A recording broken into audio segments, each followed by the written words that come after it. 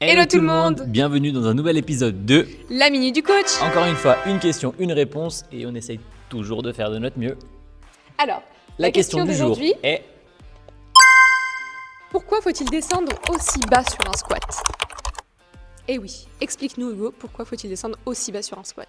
Alors, faut descendre aussi bas, c'est très important parce que plus on va descendre bas, plus on va recruter de groupes musculaires, mais le plus intéressant c'est de se mettre en situation.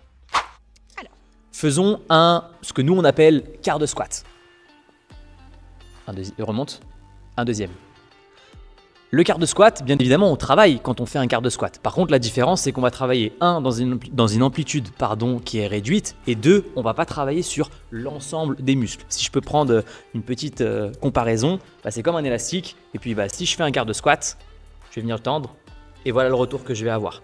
Plus vous allez descendre, plus vous allez tendre votre élastique, et forcément, quand il va y avoir un retour, ça va être beaucoup plus intéressant. Est-ce que tu peux nous faire un vrai squat?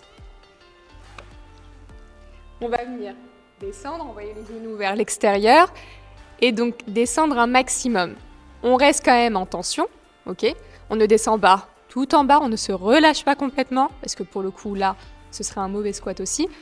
Mais on reste en tension et on essaye d'être en amplitude complète, ce qu'on va nous chercher dans la plupart de nos mouvements dans le CrossFit. L'avantage de le faire en mouvement complet, c'est que vous allez recruter l'ensemble des membres inférieurs, c'est-à-dire les quadriceps, les ischios, les fessiers. Bref, on va tout recruter à la différence d'un tout petit squat. Attention, comme elle a dit, à ne pas descendre trop bas et ne pas se relâcher au niveau du dos parce que là, encore une fois, c'est pas bon. On a une perte de tension et donc qui dit perte de tension dit blessure qui peut arriver.